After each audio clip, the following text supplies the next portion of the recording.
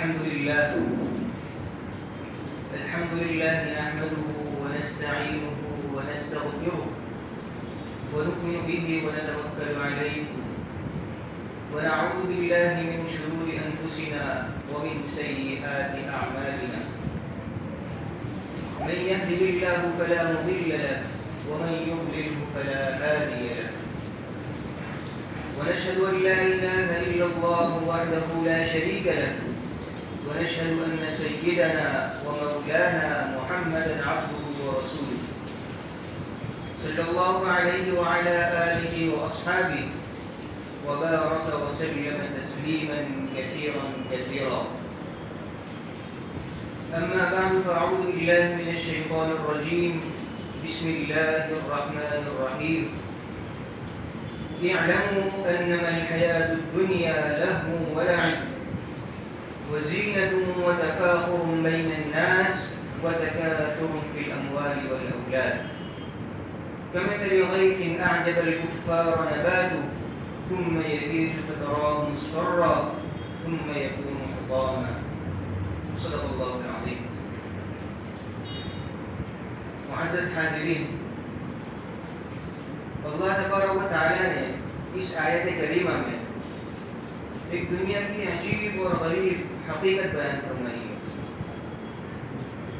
کہ جس کے پیچھے تم دوڑ دھوپ کر رہے ہو، جس کے حاصل کرنے کی تم فکر کر رہے ہو، بس تم اسی سوچ و بچار میں اپنی صبح سے لے کر شام تک اور شام سے لے کر صبح تک اپنی زندگی گزار رہے ہو، اپنی زندگی بسر کر رہے ہو کہ کس طرح میں زیادہ سے زیادہ مال حاصل کر لوں، کس طرح زیادہ سے زیادہ میری بینک بیلنس ہو جائے، کس طرح میرے پاس سب سے زیادہ بنگلے ہو جائے، گاڑیاں ہو جائے، وغیرہ وغیرہ. تو اللہ رب العزت یہ بتلانا چاہ رہے ہیں کہ تم جس چیز کے پیچھے پڑے ہوئے ہو، جس چیز کو تم حاصل کرنا چاہتے ہو، کیا تم جانتے ہو کہ اس کی حقیقت کیا ہے، کہ وہ چیز کیا ہے؟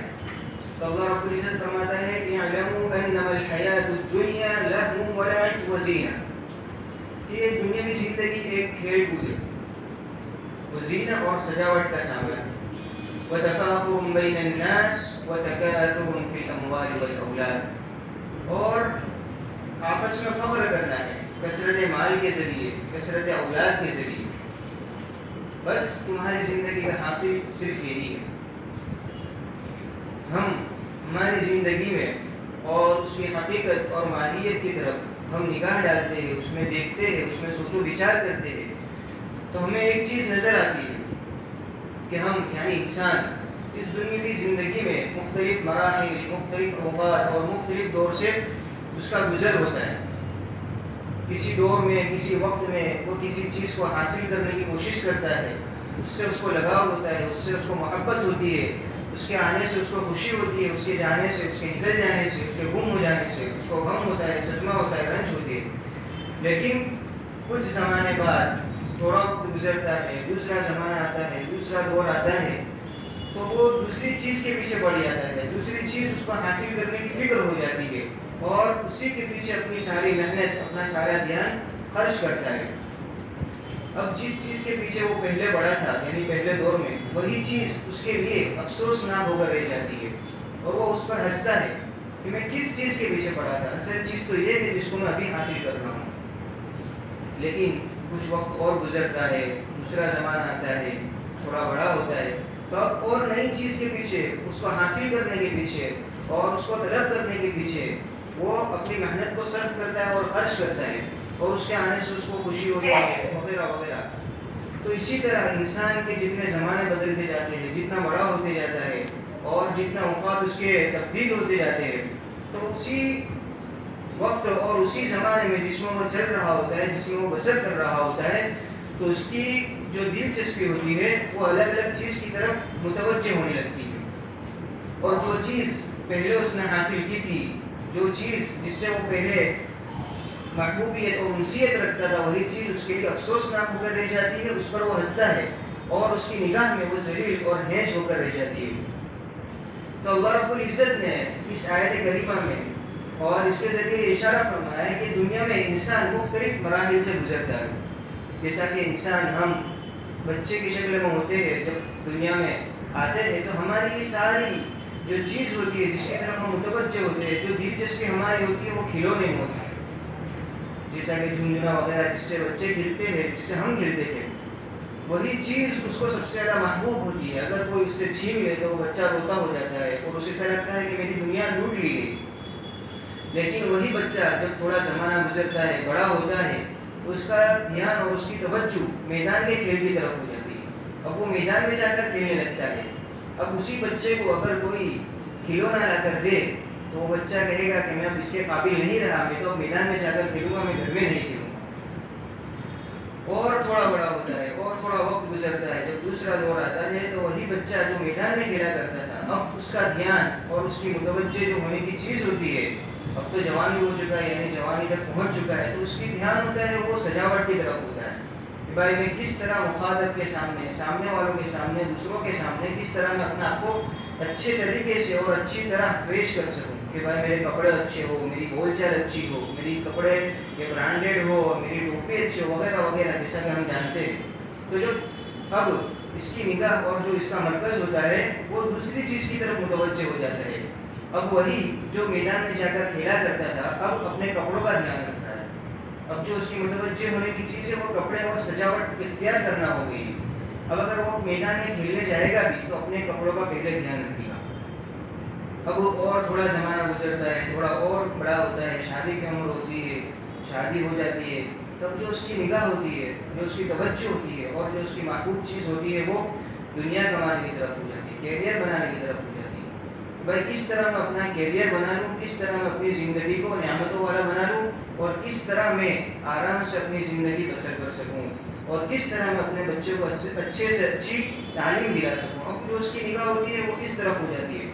اب اس کے لیے اس کو جو کرنا پڑتا ہے وہ کرتا ہے، جتنی محنت، جتنی مشقت اور اس کو اس میں جتنی دوڑ دھوپ کرنی ہوتی ہے وہ کرتا ہے، اور اس میں اپنے کپڑوں کا بھی دھیان نہیں دیتا، حالانکہ خود اپنے کپڑوں کا کتنا دھیان دیتا تھا، اب اس کو اس کی طرف توجہ نہیں ہے، اس لیے تو اس کی جو محبوب اور جو اس کی توجہ یہ دوسری طرف منتقل ہو گئی، یعنی اپنے کیریئر بنانے کی طرف منتقل ہو گئی۔ اب یہی جب تھوڑا اور زمانہ گزرتا ہے اور بڑھاپے کے عالم میں آتا ہے انسان، تو اس کے کپڑوں کا بھی ٹھکانہ نہیں، اس کی ٹوپی کا بھی ٹھکانہ نہیں، کچھ ٹھکانہ نہیں۔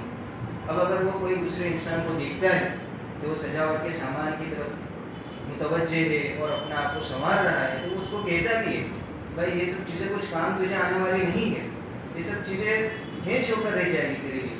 حالانکہ وہ خود اس کے جوانی کے عالم میں، جب وہ جوان تھا، جوانی کے دور سے اس کا گزر ہو رہا تھا، تو وہ خود اس چیز کے پیچھے پڑا تھا، لیکن چونکہ اب اس کا مرحلہ بدل گیا، اس کی توجہ بدل گئی اور اس کی آنکھیں کھل گئی کہ بھائی اصل چیز تو یہ تھی، اصل چیز یہ نہیں تھی۔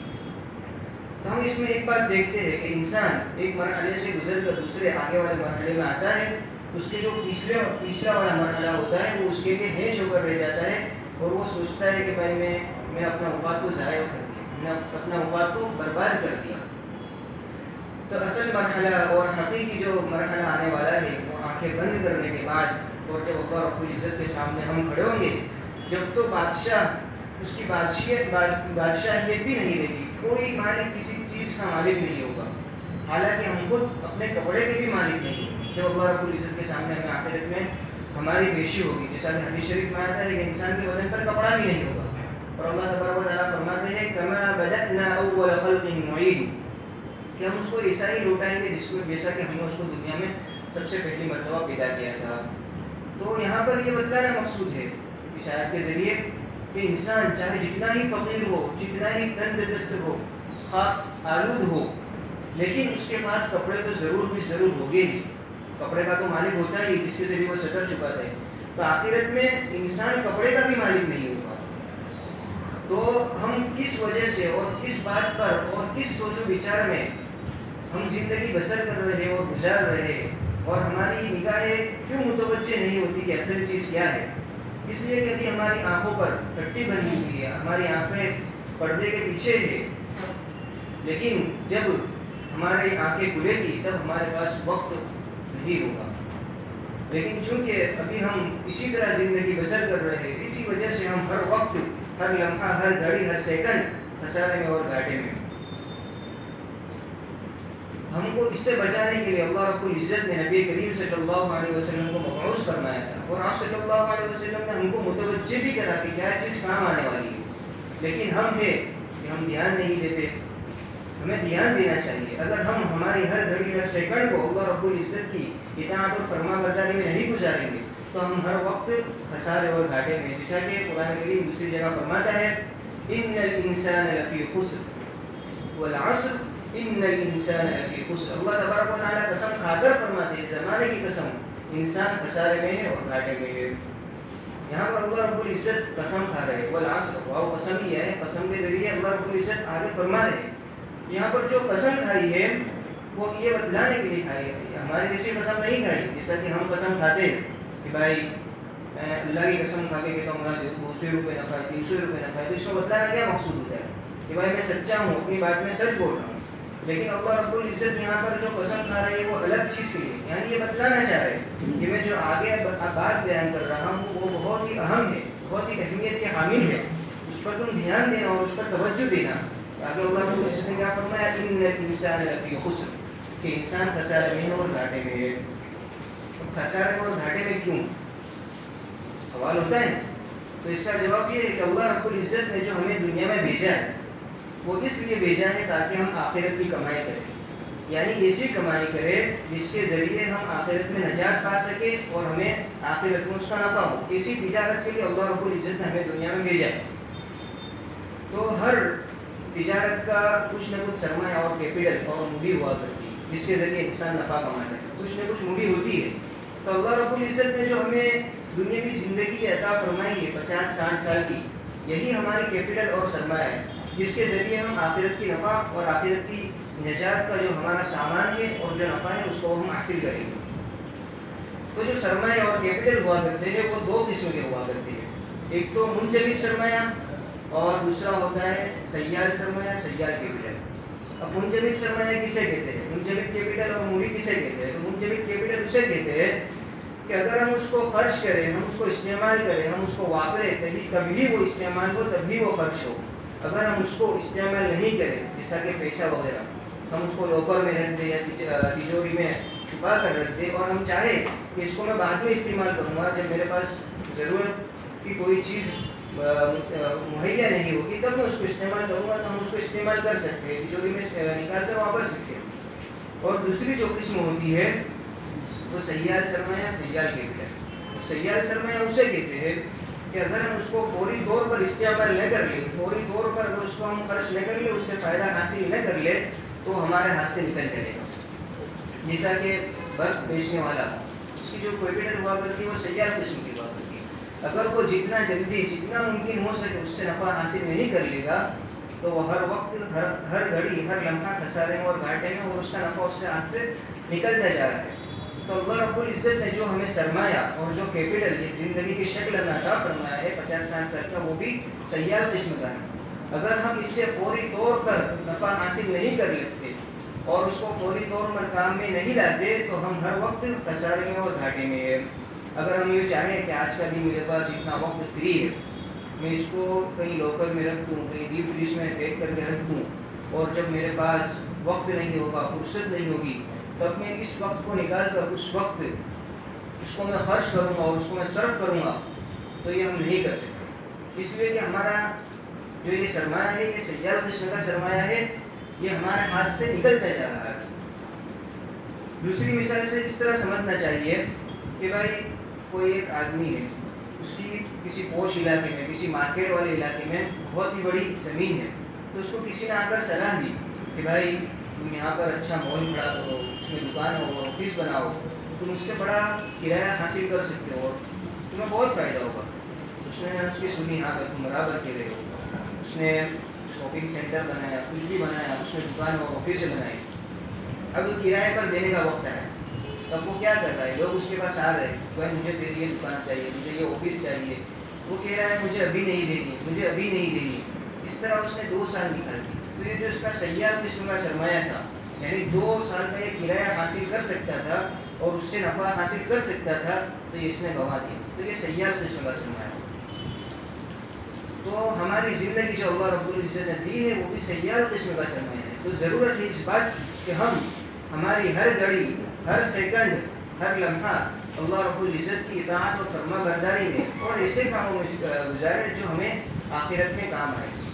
اگر ہم اس کو ایسا ہی معمول چھوڑ دیتے ہیں، یعنی گناہ وغیرہ نہیں کرتے، بس یوں وقت ہمارا گزر گیا، تب بھی ہم ایک گناہ خسارے میں اور گھاٹے میں نہیں. کیوں کہ ہم اس سے کما سکتے تھے، آخرت کی نیکیاں کما سکتے تھے، تجارت کر سکتے تھے، لیکن ہم نے اس کا نفع کھو دیا. اور اگر خدا نخواستہ ہم اس وقت میں گناہ کر بیٹھے تو ہمارا ڈبل خسارہ اور ڈبل گھاٹا. تو ضرورت ہے اس بات کی کہ ہم ہمارے وقت کو اچھے کاموں میں اور نیکیوں کے کاموں میں لگائیں. جیسا کہ ہمارے بڑوں کو دیکھتے ہیں کہ وہ اپنا اوقات کو کس طرح بچا دیتے ہیں. تو شیخ علی جرجانی رحمۃ اللہ علیہ کے متعلق کہا جاتا ہے کہ وہ روٹی کھانے کے بجائے ستو کھا لیا کرتے تھے. تو لوگوں نے پوچھا کہ آپ ایسا کیوں کرتے؟ تو انہوں نے بتایا کہ میں نے حساب لگایا، یعنی ستو کھانے میں اور روٹی کھانے میں، تو ستو کھانے میں میرا اتنا وقت بچ جاتا ہے جس میں 70 مرتبہ سبحان اللہ، یعنی اللہ کا ذکر کر لیتا ہوں. اسی طرح حضرت داؤد طاہر رحمۃ اللہ علیہ کے متعلق لکھا ہے کہ وہ روٹی کو پانی میں بھگو کر کھا لیا کرتے تھے. روٹی کو پانی میں بھگو کر کھا لیا کرتے تھے. روٹی کا جو کام ہوتا ہے، یعنی اس سے ہمیں غذائیت حاصل ہوتی ہے. اگر وہ بھگو کر کے ہم کھا لیں گے تو اس سے غذائیت تو حاصل ہو ہی جائے گی. لیکن ہم دیکھتے ہیں کہ اگر بھیگی پلیٹ ہو، پلیٹ کے اندر پانی ہو تھوڑا سا، اور اس میں روٹی رکھ دی جائے اور روٹی کا کوئی کونا بھیگ جائے، تو وہی کونا بھیگا ہوا ہمارے منہ میں آئے، ہمیں کیسا نظر آتا ہے، کسی ہمارا منہ بگڑتا ہے، وہ تو ہمیں خبر ہی. وہ تو پانی میں روٹی کو بھگو کر کھا لیا کرتے تھے. تو لوگوں نے دریافت کیا تو انہوں نے بتلایا کہ میں نے اس میں حساب لگایا تو میرا اس میں اتنا وقت بچ جاتا ہے جس میں قرآن کریم کی 50 آیتیں تلاوت کر لیتا ہوں. تو یہ حضرات تھے جو اپنے وقت کو، اپنی گھڑیوں کو، اپنے لمحوں کو، اپنی سیکنڈوں کو اتنا بچاتے تھے. حالانکہ کھانے کے وقت میں سے وقت کو بچاتے تھے، تو دوسری جگہ سے تو کتنا وقت بچاتے ہو. تو ہمیں ضرورت ہے کہ ہم بھی ہمارے وقت کو بچائیں. اور جیسا کہ ہمارے گھنٹے گزرتے ہیں، سال گزرتے ہیں، سال گزرتا ہے، تو ہمارے بہت سے مسلمان بھائی بھی غیروں کی طرح برتھ ڈے مناتے ہیں، پارٹیاں کرتے ہیں، اس میں خوشیوں کا اظہار کرتے ہیں کہ بھائی میں 21 سال کا تھا اور 22 سال کا ہو گیا. اکبر الہ آبادی جو بڑے حقائق کو بیان فرماتے ہیں، وہ کہتے ہیں کہاں تیرا سال بڑھا، تیرا سال تو گھٹا. اس لیے کہ مان لو اگر اللہ رب العزت نے 60 سال کی عمر عطا فرمائی تھی، اس میں سے تیرے 21 سال تو جا چکے تھے، تیرے 22 سال جا چکے. یہ خوشی منانے کی کوئی چیز نہیں ہے. تو بہرحال ہمیں اپنے اوقات کو بچانا چاہیے اور اس کو اللہ رب العزت کی ذکر و تسبیح اور اللہ رب العزت کے جو احکامات ہیں اس میں ہمارے وقت کو صرف کرنا چاہیے. اور ہمارے لیے تو بڑی اسکیم ہے، اللہ رب العزت نے ہمارے لیے بڑی اسکیم اور آفر رکھی ہے کہ اگر تم ایک نیکی کرو گے تو میں اس کا 10 گنا ثواب دوں گا، اس کا 70 گنا، یہاں تک کہ اللہ رب العزت نے 700 تک کا فرمایا. اور جو اللہ کے راستے میں خرچ کرتا ہے اس کا تو انگنت لا محدود. مثل الذين ينفقون أموالهم في سبيل الله كمثل حبة أنبتت 7 سنابل في كل سنبلة 100 حبة والله يضاعف لمن يشاء. 700 سے بھی زیادہ اللہ رب العزت ہمیں عطا فرمائیں گے. اور آگے اللہ رب العزت کیا فرماتا ہے سورہ عصر میں؟ إلا الذين آمنوا وعملوا الصالحات، سوائے وہ لوگ جو ایمان لائے اور اعمال صالحہ کیے. وتواصوا بالحق وتواصوا بالصبر، اور حق کی وصیت کی اور صبر کی وصیت کی. یہ جو دو لوگ ہیں جنہوں نے یہ کام کر لیا وہ خسارے سے اور گھاٹے سے بچ گئے. پہلا تو یہ کہ ایمان لائے اور اعمال صالحہ کیے، اور ساتھ ساتھ کیا کرنا ہے؟ امر بالمعروف اور نہی عن المنکر، یعنی کہ اچھی باتوں کا حکم دینا ہے اور بری باتوں سے دوسروں کو روکنا ہے، بچانا ہے. اب اس میں یہ فرمایا کہ اچھی باتوں کا حکم دینا ہے اور بری باتوں کو روکنا ہے، تو یہ بھی ضروری ہے. ایسا نہیں کہ خود کو اچھا بنا لیا، اپنے آپ کو سنوار لیا، اپنے آپ کی آخرت بنا لی، یہ ہمارے لیے کافی نہیں ہوگا. ساتھ ساتھ دوسروں کو بھی ہمیں متوجہ کرنا ہے نیکی کے کاموں کی طرف، اور برائی کے کاموں سے، غلط کاموں سے ہمیں روکنا ہے. اب غلط کاموں سے روکنا ہے اس کا مطلب یہ نہیں کہ ہم اس کو مار ڈھاڑ کریں، جیسا کہ حدیث میں آتا ہے من رأى منکم منکرا فلیغیرہ بیدہ، جب تم میں سے کوئی دیکھے کسی کراہیت والی چیز کو، ناگوار بات کو، تو وہ اس کو ہاتھ سے بدل دے، اپنے ہاتھ سے اس کو روک دے. ومن لم یستطع فبلسانہ، اور اگر اس کی طاقت اور قدرت نہ رکھتا ہو تو اس کو زبان سے بدلتے، زبان سے روکتے. ومن لم يستطع فبلسانه وذلك اضعف الایمان. اور یہ زبان سے روکنا اگر اس کی بھی قدرت نہ رکھتا ہو، ومن لم يستطع فبلسانه ومن لم يستطع فبقلبه، تو اس کو کم سے کم یہ تو ضروری ہے کہ اس بات کو دل میں برا سمجھے کہ بھائی یہ جو بات کہی گئی ہے، جو میرے سامنے ہو رہی ہے، بری چیز ہے اور یہ ایمان کا آخری درجہ ہے. تو یہاں پر سب سے پہلے فرمایا فبی یدی، یعنی ہاتھ کے ذریعے، ہاتھ کے ذریعے روکے. ہاتھ کے ذریعے روکنے کا مطلب یہ ہے کہ اس کو اس پر اقتدار حاصل ہو، ملکیت حاصل ہو. یہاں پر یہ بتلانا مقصود نہیں کہ ڈنڈے وغیرہ لے کر جاؤ اور مار پیٹ کرو اور ہنگامہ مچاؤ اور اس کو روکو. یہاں پر یہ بتلانا مقصود نہیں ہے. یہاں پر ملکیت بتلانا مقصود ہے اور اقتدار بتلانا مقصود ہے. جیسا کہ بادشاہ کو اپنی رعیت اور اپنے ملک پر ملکیت اور اقتدار حاصل ہوتا ہے، وہ اپنے حکم اور فرمان کے ذریعے ہر چیز کو بدل سکتا ہے. اسی طرح باپ اس کو اپنے اولاد پر، اپنے ماتحتوں پر، اپنے گھر والوں پر اس کو اقتدار حاصل ہوتا ہے، وہ اس کو بدل سکتا ہے. یہاں پر اقتدار بدلانا مقصود ہے، مار ڈھاڑ کرنا مقصود نہیں ہے. تو سب سے پہلے ہاتھ کے ذریعے، اور اس کے بعد ہاتھ کے ذریعے یعنی اقتدار کے ذریعے، ملکیت کے ذریعے، اور اس کے بعد زبان کے ذریعے. اور اس کی بھی طاقت نہ رکھتا ہو تو کم سے کم درجہ یہ ہے کہ اس کو دل میں برا سمجھے. اگر ہم حق بات، حق نیت سے اور حق جگہ اور حق طریقے سے ہم کہیں گے تو وہ ضرور بھی ضرور اثر ہو کر ہی رہے گی. تو ضرورت ہے اس بات کی کہ ہم ساتھ ساتھ یعنی اپنے کو اچھا بنانے کے ساتھ ساتھ ہم دوسروں کو بھی اچھا بنائے، تاکہ ہماری جو ہم خسارے میں اور گھاٹے میں اس سے نکل جائے. انسان خسارے میں اور گھاٹے میں ہوتا ہے، اس سے نکلنے کے لیے اس کو یہ دو چیزیں ضروری ہے.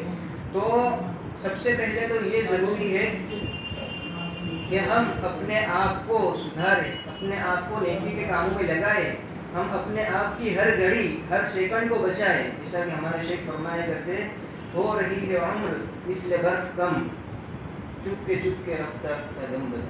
کہ ہر وقت، ہر گھڑی، ہر لمحہ، ہر سیکنڈ، یہ گھڑی کی ہر ٹک ٹک ہماری زندگی اور ہماری عمر کو کھا رہی ہے، ہماری عمر کو کھا رہی ہے، اور ہمارے ہاتھ سے ہر وقت یہ ہماری زندگی جا رہی ہے. تو ہم ضرورت ہے اس بات کی کہ ہم اپنے اوقات کو، اپنی زندگی کو اللہ رب العزت کی اطاعت اور فرما برداری میں گزاریں، تاکہ ہم دنیا میں بھی کامیاب ہو اور آخرت میں بھی کامیاب ہو. آج ہم دنیا میں دیکھتے ہیں کہ ہمارے اوپر کیسے کیسے مسلمانوں پر حالات آ رہے ہیں، کیسی کیسی وبائیں، بلائیں، امراض اور مصیبتیں آ رہی ہیں.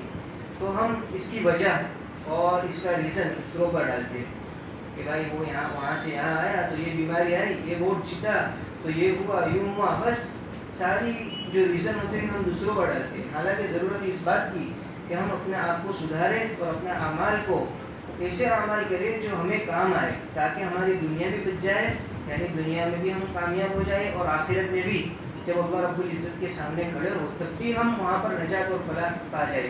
ہمارا کافروں جیسا عقیدہ نہیں ہے، جیسا کہ وہ کہتے تھے ما هي الا حیاتنا الدنیا نموت ونحیا وما یهلکنا الا الدہر. کیا کہتے تھے وہ؟ کہ بس ہماری زندگی تو یہی ہے، اس میں ہم جیتے ہیں اور مرتے ہیں، اور یہ زمانے کی گردش یعنی وقت کا گزرنا یہی ہمارا موت کا سبب ہوگا. ایسا ہمارا عقیدہ نہیں.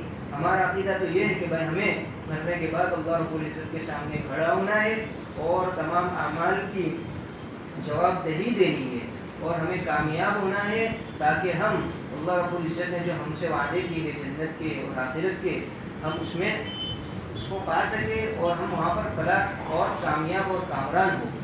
تو ہمیں ضرورت ہے کہ ہم سب سے پہلے تو اپنے اعمال کو سدھاریں اور برے کاموں سے بچیں، اور ساتھ ساتھ دوسروں کو بھی اچھے کاموں کی طرف متوجہ کریں، تاکہ ہم خسارے اور گھاٹے سے بچ جائیں اور ہم کامیاب اور کامران ہو جائیں.